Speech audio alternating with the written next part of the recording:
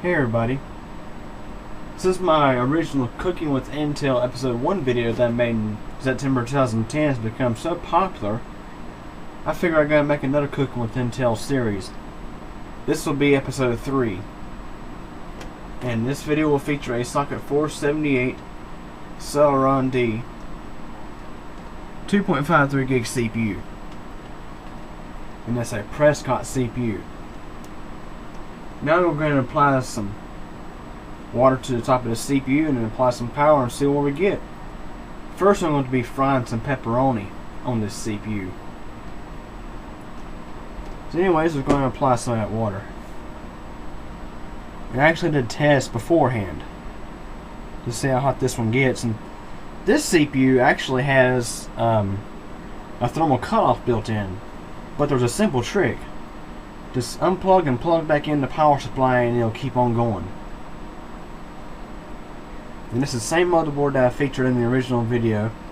This motherboard is actually fried. The North Bridge, or the chipset, is fried by a Bestech 250W 12E power supply. But the CPU VRM functions just fine.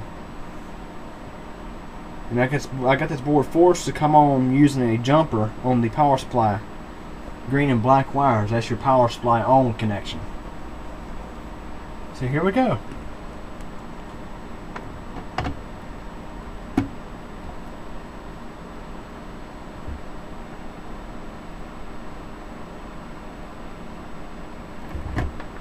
Notice it cuts off, just cut it back on.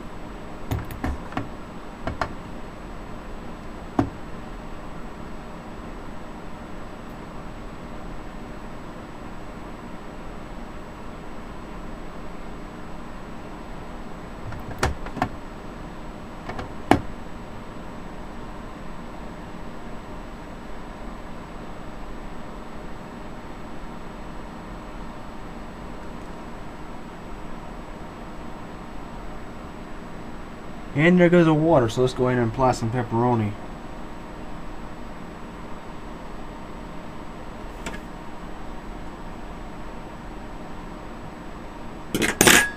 Keep power cycling the CPU.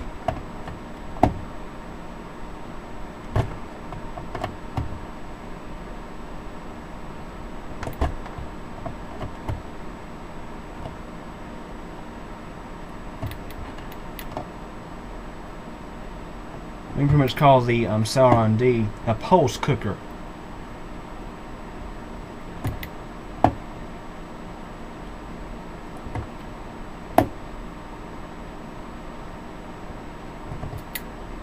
I can smell the pepperoni getting pretty hot now. It smells mighty good. I think we can leave it now. You can see it sizzling pretty good. I think you can anyway. Turn the angle of the camera around. That pepperoni is sizzling. You can see it bubbling a little bit.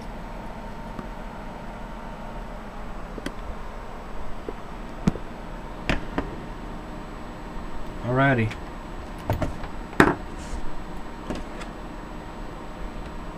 It's still bubbling. See if I can get this off here at the fork, or if I had to, I'll just pick it up by hand.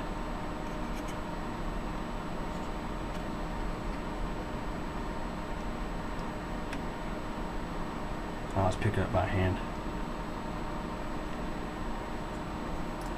Sure is mighty good. And nothing like a hot pepperoni. Look at all the grease left behind. Go ahead and wipe that off.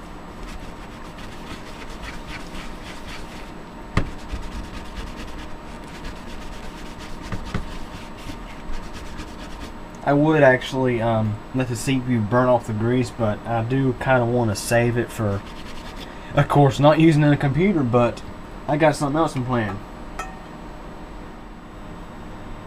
Okay, this time I'm going to try something different I've never tried before. This is why I went ahead and done the Intel frying with pepperoni earlier, because now I had to apply some thermal compound to the CPU.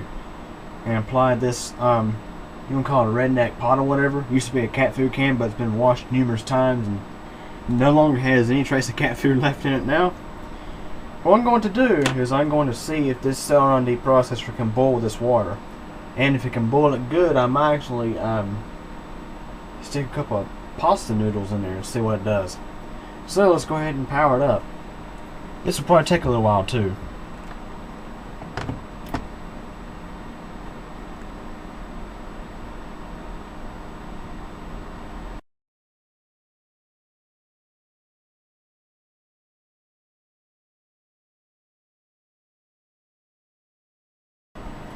Well, this thing's been sitting here for probably at least an hour or so with this water on, trying to boil.